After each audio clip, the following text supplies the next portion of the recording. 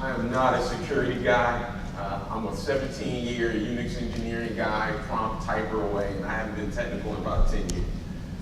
I've been in architecture for about 10 years now, but that's not even what I'm here to talk about. I'm here to talk about leadership, right? Team management, motivation, love, happiness, all the things that help drive people to produce 100% more than they thought they could. And we spend a lot of time talking about technology, how to drive people to predicted results, how to get the most out of the people we work with, work for, and the people that report to us. But ultimately, as the market sort of drives us to do more with less, right? Less money, less people, less time, we need to start looking at how we motivate people and how we put them in an environment where not only do they feel encouraged, but they feel valued.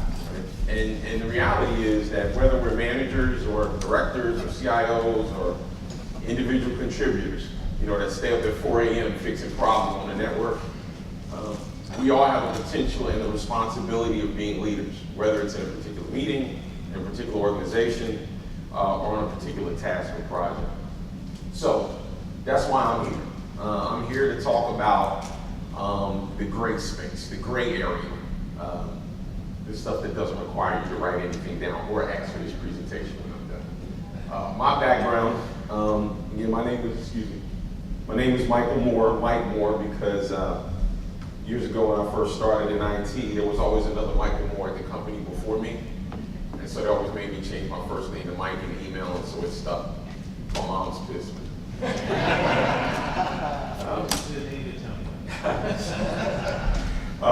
And I don't do the podium thing, so I like to just kind of be among the people. Again, I started out in Unix engineering. I was a keyboard jockey from back in the day. I don't even remember what Sun OS version it was back then. But I worked for a small firm years ago called Spot War, Space Naval Warfare. I built tactical systems, traveled the world, and had the time of my life. Then I got really boring and sad and started working in the financial world. You can't have it all. I went back to school, got my MBA, and I've been spending a lot of energy and time working in organizational management, leadership, and trying to figure out better ways for technology organizations to respond to business, right? Business requirements, business needs. Many of us know we could probably ad nauseum tell stories about being in the room and all the business really wanted from us was to take orders. We want 5 servers, we want them this big, we want a network this big, now go get that and tell me how much it's gonna cost, right? And that's not partnering, right? That's not delivering anything, that's just taking orders. And the truth of the matter is they have no idea the potential for the value we could add to an organization. But part of that is because we don't sell it well enough, right? We don't talk about what our value add is. We don't distinguish ourselves from, the vendor outside or from, somebody who read a magazine article on the flight on the way over about how we could get Dell hardware a whole lot cheaper if we just order direct mail, right? And so we're always fighting those battles. So as I back up, why sports and cartoons? Years ago, I had a leader who I thought he was fantastic. And he jokingly said to me, I swear, I think everything I ever learned in life, I learned on the field of athletics in the Sunday afternoon cartoons. And I thought about that, right? And I started thinking about some of my favorite lessons. I wrote a little snippet on LinkedIn years ago called Lessons in Vendor Management. Now, you remember the Bugs Bunny cartoon, the Coyote and the Sheepdog, right? They were best buddies, right? Great relationships. Many of us can understand it. There's vendors that we kick it with, we love, we might go play golf with. But as soon as the meeting starts, right? If the product is horrible, I don't care how much I like that vendor, I gotta let them know. It doesn't work, right? And so in the cartoon, the sheepdog and the coyote drive to work every day together. Their wives are best friends. As soon as the whistle blows, the sheepdog starts beating his head in. And as soon as lunch comes, they break, they have lunch, talk about their kids. As soon as the whistle blows for the next day, they go right at it and they bang until the day's over and he gets in the car bruised and battered and they drive home, right? And really, that was one of my favorite lessons about how cartoons, right, can sort of give you it's a comedic approach to trying to deal with how do we get better, right? How do we lead better? How do we become better leaders? How do we take our skill set, our capability, and identify where we can inject ourselves and add value to our organization? All right, so what I want to hit real fast, and what I'm going to do is normally each one of these topics, deputizing your team, real value, consistent delivery, and greatness, no expiration date, are each in their own separate sort of presentations that I do. So I've just compressed them, made them kind of each smaller than they normally are, and I want to kind of whiz through it. So if there's something that grabs your ear, you know, that's something we can always talk to or talk about. I'm on LinkedIn, so if you want to kick off a conversation when this is over, be happy to do it. Okay.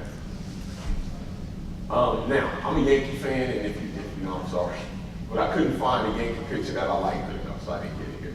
But I want to go right into deputizing your team.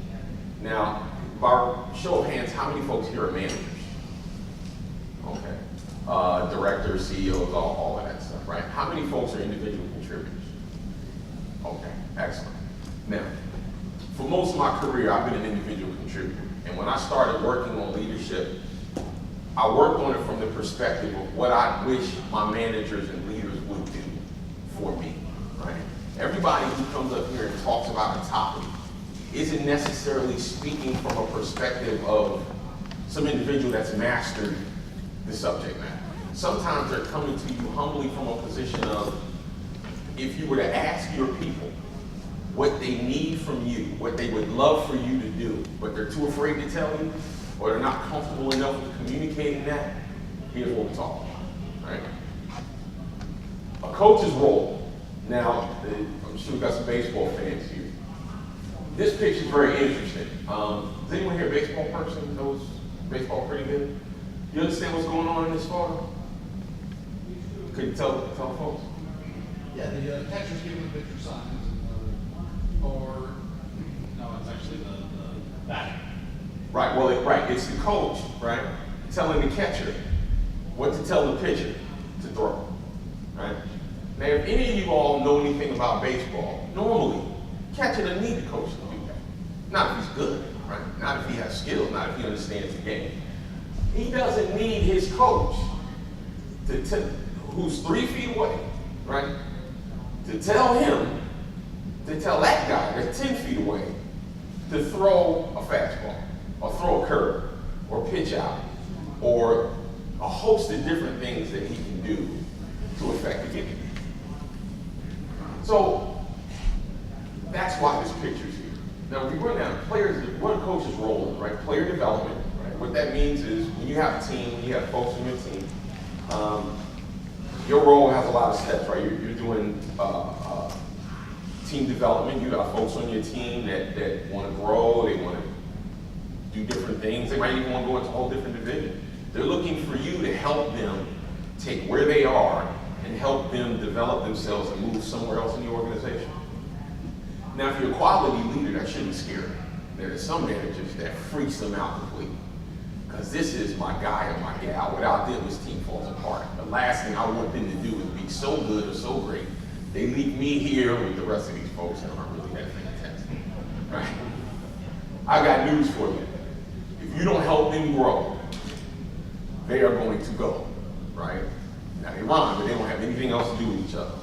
Right? And so you would much rather have a resource that stays in your organization that can do two things. One, market the work that your team does. I mean, it's a culture thing now, right? I mean, think about it. We all know folks who've been in an organization, accomplished something significant, grew, and actually took the reputation of your team with them throughout the organization. Next thing you know, everybody on your team was high value. Everybody wanted to spend time with them. They wanted to know what they knew, right? This is all a competitive market, internally and externally, right? And so grow your people. Don't be afraid to grow them. So it's about player development. Disseminating the game plan. Many of you, I saw a lot of managers, directors, group managers raise their hand. Have you ever had a meeting with your directs who happen to be managers, and you give them what you thought was really succinct, solid priorities and goals, right? That you knew, once you gave that to them, it's going to go out there and it's just going to work its way through the organization. 2 weeks later, someone comes to you and asks you a question. I know I told them.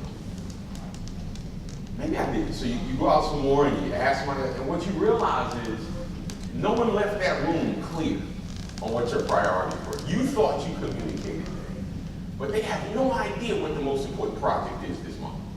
They have no idea how to prioritize their work because it's not clear to everybody else what's the most important thing. Are we doing digital? Is big data and Hadoop implementation the most important? There's a whole bunch of things that we have, right? Everybody's got to be clear, right? And then empowerment. If you don't empower your folks to go do their work, you can't ever get loose to do the stuff that you want to do. If you're a director, a manager, CEO, CIO, and you can't ever get out of the weeds to start working on improving the organization from a strategic perspective, I feel bad, but that's not your people's fault. That's yours, because you haven't figured out a way to unhinge, to unlego, to Velcro yourself from the day-to-day detail to go work on those high-level strategic activities. And usually that's based on trust. That's based on not deputizing your team effectively enough to be able to leave a room, leave a building, leave a project, or leave a situation and know it will continue on the path that you set it on. All right, so let's talk about how you take your role and leverage it in a management perspective, right? First of all, when you assign your deputy, right? Some people call them team leads, sometimes it's official title, sometimes it's not, it depends on the organization. You have got to make it public. You know, telling 5 people in a room and then they understand, but nobody else understands, is not making it public. Now, for some organizations, you know, it's a culture thing. Sometimes someone will write this email that says, ladies and gentlemen, let me introduce you to so-and-so. They will now be doing umpty squat. Da-da-da-da-da. If there are any questions, please feel free to yada yada, right? I don't care how it goes. But you, for your own sanity and for their own development and for the purpose of disseminating the game plan, everybody in the building, everybody on the roof, everybody in the organization has to know this is my number one, right? This is who speaks. When they speak, I'm speaking. Now, not as bad as my hands in their bag, but people need to know that if I ask, I'm sorry, what's your name? If I ask Gina something, right, and Gina gives me an answer, and your name? Brad. And Brad is Gina's man, I'm gonna get the same exact answer. I shouldn't even bother going past Gina. That's how you know your organization is running effectively, right? Because if all you do all day is field questions that got asked to your deputies, right, all day long, you're failing. Now, it's okay. We always have opportunity to improve. It's not like you get an F and you have to leave. But you always got to do these self-assessments. How am I doing? Right? How am I doing with leading my people? How is the organization looking at the way we're functioning? Right? Oh, nobody told you. Okay.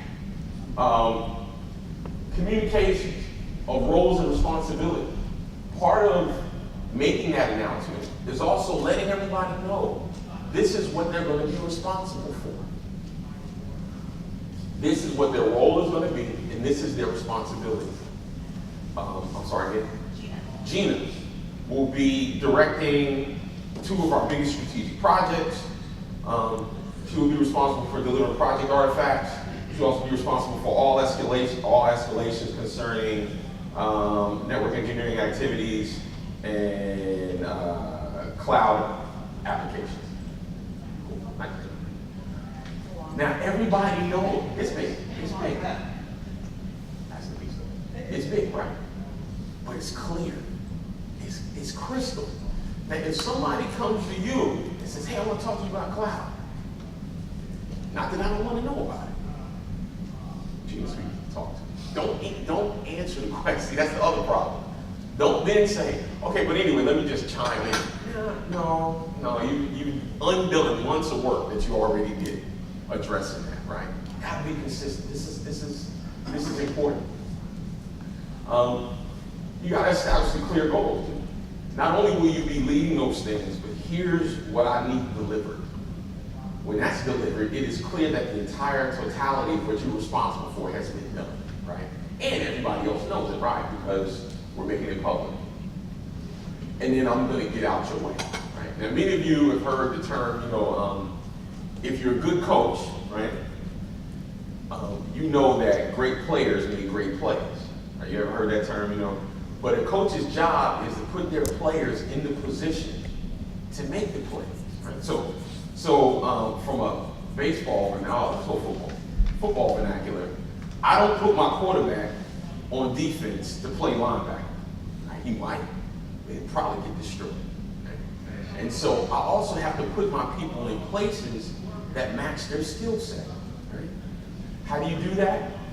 First of all, you got to do more than say good morning to your people and then go into your office and close the door. I know it's tempting. There's some days you don't want to hear from anybody. You don't want to see anybody.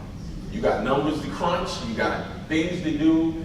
But I'm telling you, if you want a dynamic team, you have to get out your seat. You got to do laps in the building. You have to make phone calls. You have to have face-to-face conversations. There's nothing wrong. I'm sorry. I'm not going to pick on you anymore. I'm sorry. Your name? There's nothing excuse this one. Hey, Mary. Got a minute? There's nothing wrong with that. You can't put enough all cap letters in email. You can't put enough smiley faces or emoticons on an email that replace the relationship, right, that you need to establish to drive more than 75% out of your people. As much as technology and all that stuff has replaced some of the things that we do, there is no replacement for that. Nothing. Nothing. How many times have you had to undo an email for someone misinterpreted what you meant? I've been many times I've been in a conference call and I stop the whole call and say, where do you sit? No, I need to come see you because this is going downhill quickly. And I know you can't be as absolutely insane as you appear to be on this conference call, right? So it's important that we not lose track, right? So in order to get your players in a position to make plays, you have to know what it is they do, what they do well. You have people on your team that are unbelievably brilliant in a room by themselves in the basement, not talking to anybody, right? Short-term versus long-term. Obviously, what I just talked about was the short-term value delivery. What it means to the project, what it means to the people, what it means to the teams upstream and downstream who benefit from your activity, from your work. But long-term, right? Let's talk about when it's broken.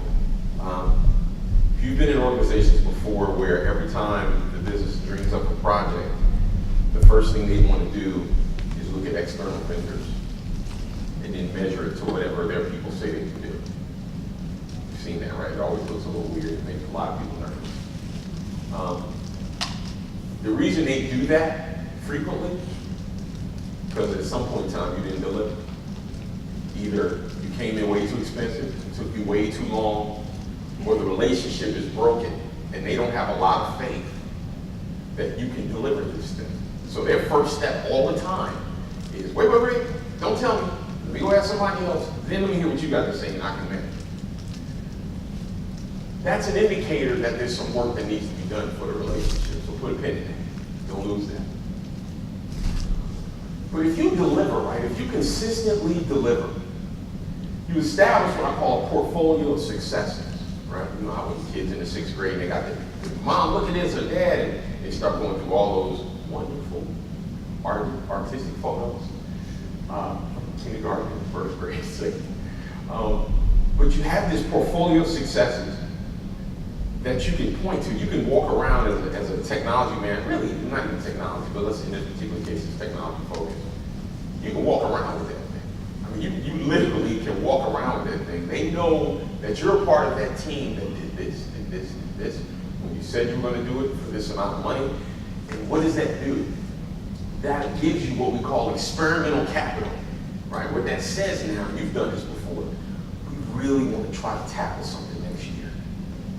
But in order to do that, we got to get the business to buy in to this proof of concept, aka experiment, of something we want to accomplish. If you've been delivering, you got a good shot at getting someone to go, okay, all right, we'll give you a little bit of leash. Go ahead and try it.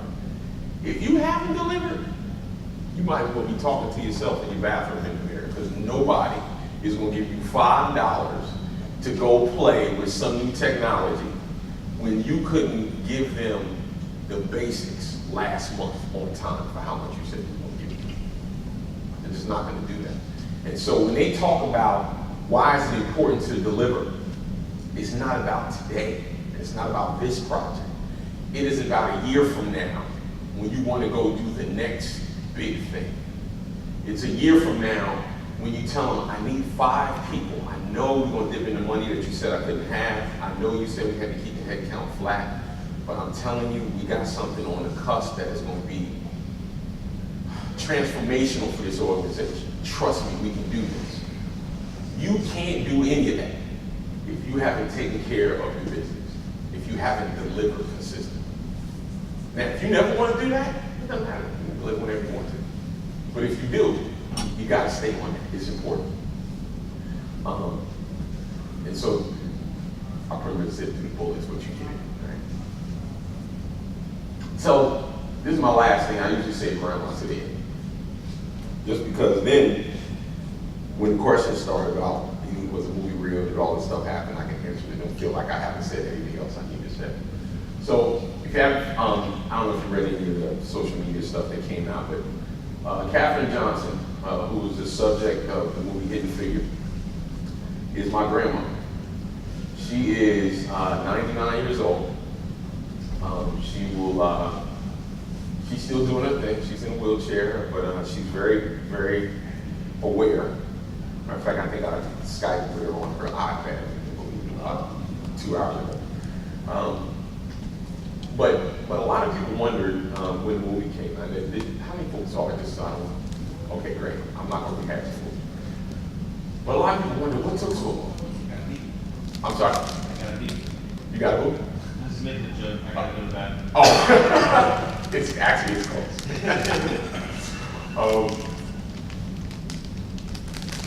What folks always, well, what took so long? I've had people, angry. How come we didn't know about this? Why hasn't this story been told? And there's a lot of reasons for that. Number one, you have to imagine in the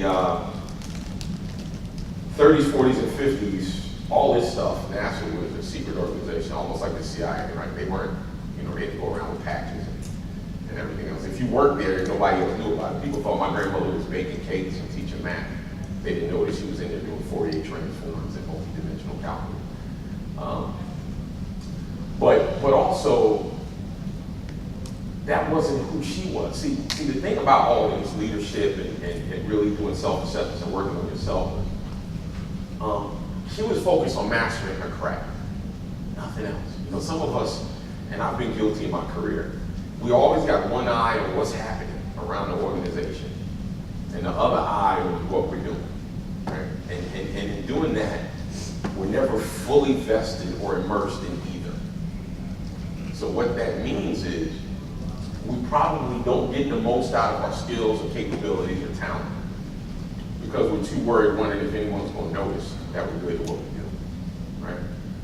We've all been there. You see Jan or Jimbo Schmo get the promotion. Like, you gotta be kidding me. Are you serious? Everybody in this building knows they have no reason to have that next role. It's not your concern, not your problem. Because the truth of the matter is, if you master your craft, if you do what you need to do, that will create a portfolio of successes, right? You'll have long-term growth. Anything that's not real never lasts. Everybody knows that. You've seen folks get exposed. They get promoted, and then the light is on, and then everyone realizes that it wasn't them that did the work, it was you, but now they're out there, so they're on their own floor. Time takes care of itself. But Grandma used to tell me that all I did was read one more chapter than the teacher said, and I did 10 more math problems than they asked me to do every night. That was it. Wasn't any more poetic than that, wasn't any more dramatic than that. But by doing that, she put her head down, worked, and when she looked up, she was getting the Presidential Medal of Freedom, right? She had a book. There were movies being made. There was Legos and all this other stuff. But none She just loved doing what she did, right? She worked on mastering her craft. She worked on being better today than she was yesterday, right? And that's what all this is about, is trying to be better at what you do so that you can not only help other people develop, but you can develop yourself, right? Because the truth of the matter is, until you teach people what you know, you've absolutely done nothing. I mean, think about it.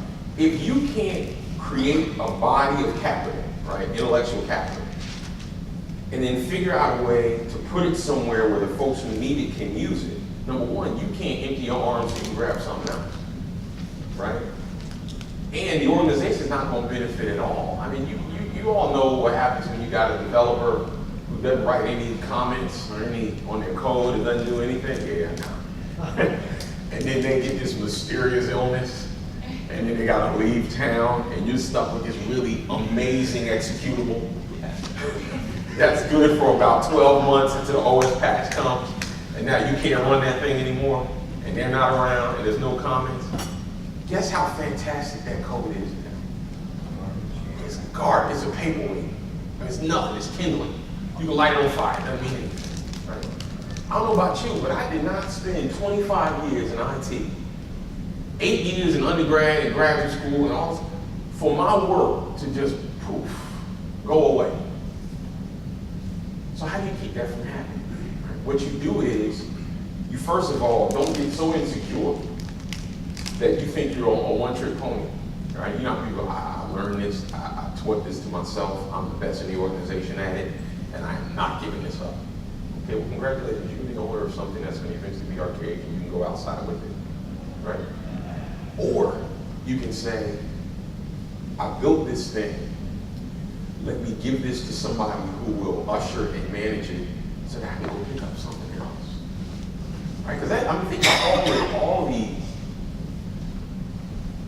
successful, I'm not talking about like people just really smart, I mean successful, dynamic people that you know.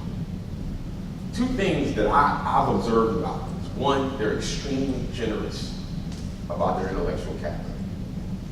They don't treat this stuff like it's a secret. They don't.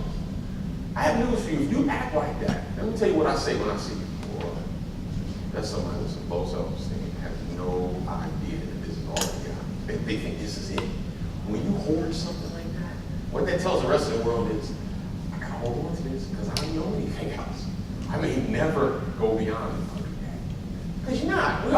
You wouldn't be in this room if you didn't have capabilities that took you beyond something, right? So, the final thing, finish with a little math around, I appreciate it. Being a leader is not equivalent to being a manager. It's just not, right? One of the greatest leaders I ever experienced was my Boy Scout leader when I was a kid. And he was a librarian and a deacon in the church. He didn't have a $5 million budget. He didn't have a team of 4,000 people. He wasn't responsible for the markets. He was a leader, fantastic, unbelievable leader. Some of the stuff I'm talking about today, I got from him when I was 12.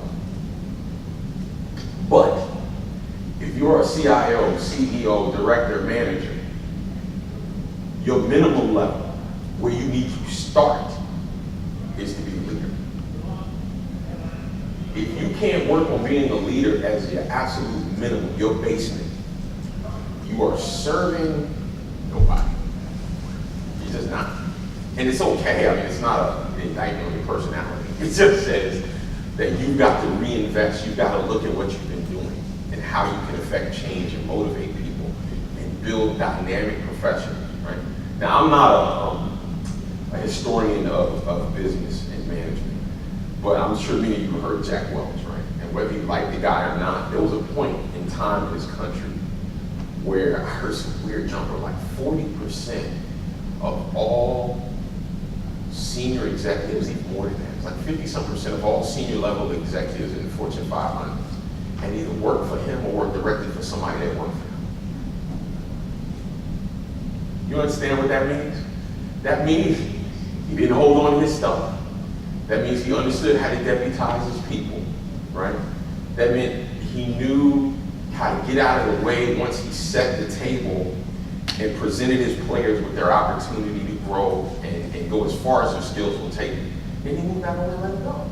And he understood that their success was not only a reflection of what they were capable of, but a reflection of his ability to identify talent and grow. You know, it's okay if your people do great. That's just an indicator that you may not be so bad of a leader, right?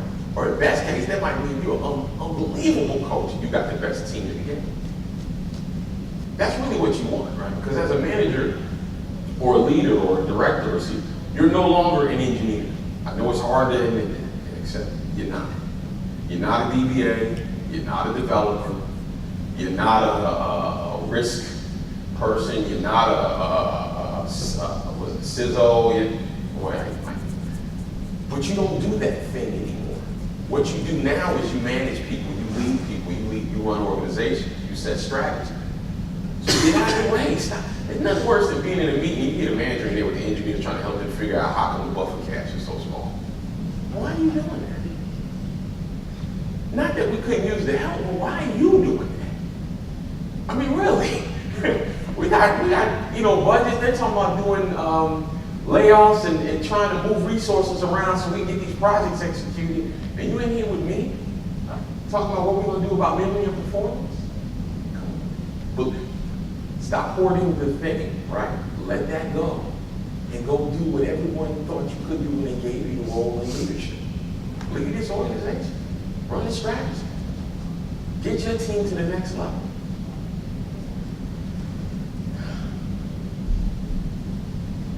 I'm done.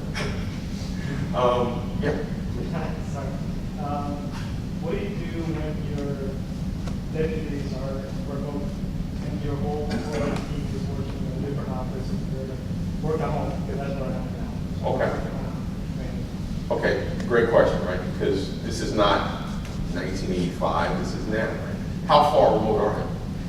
One is, so one of them is in Virginia, the one is in Florida, and the actual whole team, right, so the meeting is in Connecticut. Okay. Do you have monthly or weekly meetings with each one of you? How many people do you have? Okay, that's a little easier than having 20. Do you have regular meetings? Yes, every other day, we have a team meeting, and I try to have a meeting once a week with each of them. Okay. Now, I'm going to answer this because you asked me, but I'll apologize early if I appear to be extra, right? You're meeting with them too much. It's a new team, so we're just... That's fine, right? But the reality is there are two purposes for meeting, right? There's the meet to look at status and see how they're doing, but then there's also the meeting that says, I want to understand who my people are, so I can look at this broad range of things I have to accomplish and figure out who's better suited to do that. And by the way, I also need to be responsive when somebody's sick or when someone needs extra time. Because see, you're not a team lead, right? You're a manager, right? And so as a manager, you no longer do the work that they do. You help, football fan? Okay. On the defensive side, right, you got linemen, the big jokers, right? And then you got linebackers, right? And then you got safeties and defensive backs. The lineman's job, truthfully, is to occupy everything up here to create lanes.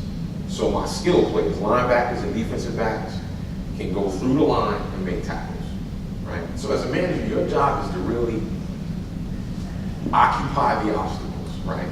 To create clear paths for your skill players to do everything they need to do unimpeded, right? If they're dealing with vacation application doesn't work and I can't get this thing done and so won't be, you're paying a whole lot of money for them to get caught in bureaucracy and red tape. That's not effective, right? And so let's back up to your question. You should probably have two sets of discussions with them, right? One is you have your team meeting where you talk about, here are the things we need to do, make it an administrative, very quick discussion, short, right? Because they do not want to burn their cycles. No offense, listening to you talk to them about stuff they need to do. They get that, right? And then the second thing is either a monthly or probably early on you can do it every 2 weeks or you know. You want to set up a time for them to make it about whatever they want to make it about, right? The first third of that might be, excuse me, let's talk about how things are going for you. They might want to talk about school. They may want to talk about, you know, their kids. You know, some don't, some do. It doesn't matter, right? But it's their time, right? And in the middle of it is about revisiting areas where you think they might improve, right? Or at least you want to talk about performance, or any of that space, right? And then the tail end of that is about growth and what it is they want to do that they're not doing, what their interests are long-term, where they want to go. Okay? And it establishes a lot of things. One, it gets you to know them. Number one, it gets them to start trusting that you know they're more than just a line in your project plan for what needs to be done. And it informs you better on who it is you're asking to do things, right? And then what you'll find is the relationship, because this is about relationships, right? When you have a remote staff, you want to know that that person is working, not playing golf with their IM up, looking like they're actually at their desk, right? You can't police that, right? And then the other thing that you can do, which you would had to have done already, is choose your players, right? So that's the other thing. And sometimes you're a coach, you get the team you get, and you work on it until you can inject. If they're not consistent with the kind of team you want, you start to do that, right? But you also start to work with them. It's a cooperative relationship. This is not, you know, you work for me, you do what I say, da, da, da. Although there was a time when that was cool. But that's not the world we're in now. This is a cooperative relationship, right? And so they need to know that you're working on their behalf, and you will get more out of them than you could ever get out of them managing them task by task. Definitely. Yes? So you kind of were just touching on it, but I've got a young man that works for me that I think he's not going to go any further. I've tried to coach and tried to get him geared up, fired up, but what do you do with something like that? You say, well, that's all they're going to ever do, and you just keep them there, or Well, so replace and find something else for them that they shoot their needs better. well, the first thing is he doing his job? Not to the extent that he should. Okay. But what I'm saying is, have you built a set of expectations and goals for him in his performance evaluation? And has he delivered on them? Okay. So if he hadn't delivered, then you have a process and a mechanism that's more corporate based than it is what you do, right? That says, you know, PDP plans, and we all call them different things. You've got certain performance metrics you got to meet. If you do, great. If you don't, there's a process for that. I wouldn't make that overly complicated in the sense that now you may like the guy and you want good things for him. No, we got to take that emotional away. Yeah, it's hard. Sure, and you can always look. We can be friends forever. But the thing is, this role requires this level of performance. And if this is not something you're interested in, I get that. But I gotta have somebody back to sports, right? You may be a great guy, but I need you to be able to punt the ball farther than 20 yards. If you can't do that, I'll get you some coaching to help you develop it in the farm team, right? On the weekend squad. But I need somebody who can punt 40 yards. And so you don't make it an ugly situation. You make it an honest, forthright, hey man, look, I want you to do well. Here's what I need. Here's where you are. We've talked about this. In 6 months, if you haven't made any growth in these areas, we're going to have to think about doing something else. It's rough, but it's real. Any questions? Yes? I can provide some feedback on your situation as well as a virtual team. Like what you said about how that face-to-face interaction with managers is so important. It really truly is. And I've got a team that when I was on the team, I was told that their morale was super low. They said they didn't feel like a team. What I did was I would do agile, so we would do stand-ups. First stand-ups, I turned on my webcam so they could actually see my face. And that 3 months later, that team morale is so much higher. They say they actually feel like a team. Sure. And some of the other team members can actually start turning on their cameras as well. Now, all of them do because they love to work from home, and so they don't like to have cameras on. But that right there is helpful. That's right. Being able to actually see the person who's giving them who they're giving statuses to and who they're referring to. See, that's an example of getting to know your players, right? You got to know every player, every team member is not the same. They Right? need to get on you, and they need to build trust in you, Sure, right? That sure. have that trust. So, Yeah, I mean, ask the coach how you win without players. You don't. You don't. No team was ever built with coaches. It's just not. Right? Teams are built with players. Coaches are there to guide, to provide direction, but it's about the execution of the players and how well they execute the plan. So they got to know the plan. You got to disseminate the plan. Everyone's got to understand what the plan is, and then we got to ready to break. Let's go get it, right? And then there's nothing more exciting, I would think, as a leader, when you're able to take a step back and look at the progress of your organization or your team, right? That, ladies and gentlemen, is a direct reflection of what you brought to your organization. That's, as a manager, that's how you measure your effectiveness. Where is my team today versus where they were? If you can't tell yet, then you either haven't given it enough time, or you need to start looking a little more deeply